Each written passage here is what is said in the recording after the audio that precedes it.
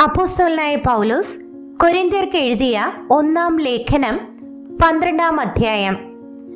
സഹോദരന്മാരെ, ആത്മീക വരങ്ങളെക്കുറിച്ച് നിങ്ങൾക്ക് അറിവില്ലാതിരിക്കരുത് എന്ന് ഞാൻ ആഗ്രഹിക്കുന്നു. നിങ്ങൾ ജാതികളായിരുന്നപ്പോൾ നിങ്ങളെ നടത്തിയതുപോലെ ഓമ വിഗ്രഹങ്ങളുടെ അടുക്കൽ പോക പതിവായിരുന്നു എന്ന് നിങ്ങൾ അറിയുന്നുവല്ലോ. ആകയാൽ ദൈവാത്മാവിൽ സംസാരിക്കുന്നവൻ ആരും യേശു ശപിക്കപ്പെട്ടവൻ എന്ന് പറയുകയില്ല. പരിശുദ്ധാത്മാവിൽ അല്ലാതെ യേശു കർത്താവ് എന്ന് പറയുവാൻ ആർക്കും കഴിയുകയില്ല എന്ന് ഞാൻ നിങ്ങളെ ഗ്രഹിപ്പിക്കുന്നു. എന്നാൽ കൃപാവരങ്ങളിൽ വ്യത്യാസമുണ്ട്, ആത്മാവ് ഒന്നത്രേ. ശുശ്രൂഷകളിൽ വ്യത്യാസമുണ്ട്, കർത്താവ് ഒരുവൻ. വീര്യപ്രവൃത്തികളിൽ വ്യത്യാസമുണ്ട്, എങ്കിലും എല്ലാവരിലും എല്ലാം പ്രവർത്തിക്കുന്ന ദൈവം ഒരുവൻ തന്നെ. എന്നാൽ ഓരോരുത്തന് ആത്മാവിന്റെ പ്രകാശനം പൊതുപ്രയോജനത്തിനായി നൽകപ്പെടുന്നു.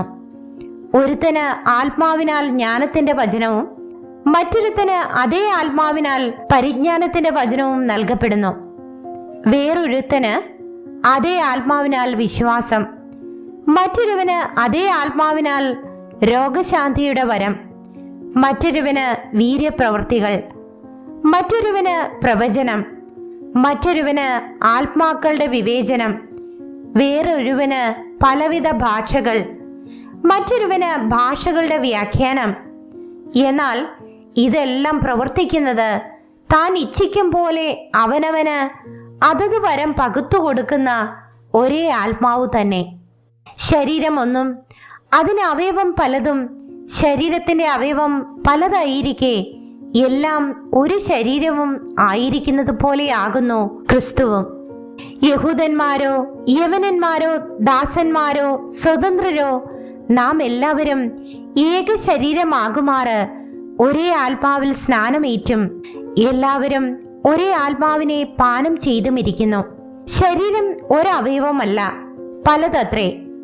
ഞാൻ കൈയല്ലായക കൊണ്ട് ശരീരത്തിലുള്ളതല്ല എന്ന് കാൽ പറയുന്നുവെങ്കിൽ അതിനാൽ അത് ശരീരത്തിലുള്ളതല്ല എന്ന് വരികയില്ല. ഞാൻ കണ്ണല്ലായക കൊണ്ട് ശരീരത്തിലുള്ളതല്ല എന്ന് ചെവി പറയുന്നുവെങ്കിൽ അതിനാൽ അത് ശരീരത്തിലുള്ളതല്ല എന്നും വരികയില്ല. ശരീരം മുഴുവൻ കണ്ണായാൽ ശ്രവണം എവിടെ? മുഴുവൻ ശ്രവണമായാൽ ഘ്രാണം എവിടെ? ദൈവമോ തന്റെ ഇഷ്ടപ്രകാരം അവയവങ്ങളെ ശരീരത്തിൽ വെവ്വേറായി വെച്ചിരിക്കുന്നു. സകലവും ഒരവയവമെങ്കിൽ ശരീരം എവിടെ? എന്നാൽ അവയവങ്ങൾ പലതെങ്കിലും ശരീരം ഒന്ന് തന്നെ. കണ്ണിന് കൈയോട് നിന്നെക്കൊണ്ട് എനിക്ക് ആവശ്യമില്ല എന്നും തലയ്ക്ക് കാലുകളോട് നിങ്ങളെ കൊണ്ട് എനിക്ക് ആവശ്യമില്ല എന്നും പറഞ്ഞുകൂടാ. ശരീരത്തിൽ ബലം കുറഞ്ഞവ എന്ന് തോന്നുന്ന അവയവങ്ങൾ തന്നെ ആവശ്യമുള്ളവയാകുന്നു. ശരീരത്തിൽ മാനം കുറഞ്ഞവ എന്ന് തോന്നുന്നവയ്ക്ക് നാം അധികം മാനം അണിയിക്കുന്നു. നമ്മിൽ അഴക് കുറഞ്ഞവയ്ക്ക് അധികം അഴക് വരുത്തുന്നു. നമ്മിൽ അഴകുള്ള അവയവങ്ങൾക്ക് അത് ആവശ്യമില്ലല്ലോ. ശരീരത്തിൽ ഭിന്നത വരാതെ അവയവങ്ങൾ അന്യോന്യം ഒരുപോലെ കരുതേണ്ടതിനായി ദൈവം കുറവുള്ളതിന് അധികം മാനം കൊടുത്തുകൊണ്ട് ശരീരത്തെ കൂട്ടിച്ചേർത്തിരിക്കുന്നു. അതിനാൽ ഒരവയവം കഷ്ടം അനുഭവിക്കുന്നുവെങ്കിൽ അവയവങ്ങളൊക്കെയും കൂടെ കഷ്ടം അനുഭവിക്കുന്നു. ഒരവയവത്തിന് മാനം വന്നാൽ അവയവങ്ങളൊക്കെയും കൂടെ സന്തോഷിക്കുന്നു.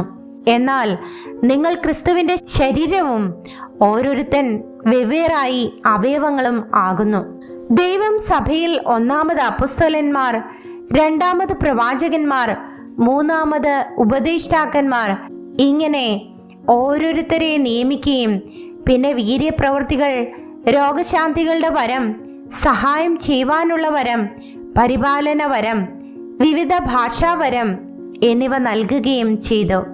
എല്ലാവരും അപ്പോസ്തലന്മാരോ, എല്ലാവരും പ്രവാചകന്മാരോ, എല്ലാവരും ഉപദേഷ്ടാക്കന്മാരോ, എല്ലാവരും വീര്യപ്രവൃത്തികൾ ചെയ്യുന്നവരോ, എല്ലാവർക്കും രോഗശാന്തിക്കുള്ള വരമുണ്ടോ?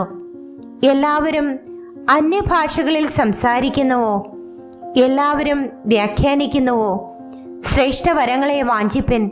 ഇനി അതിശ്രേഷ്ഠമായൊരു മാർഗം ഞാൻ നിങ്ങൾക്ക് കാണിച്ചു തരാം.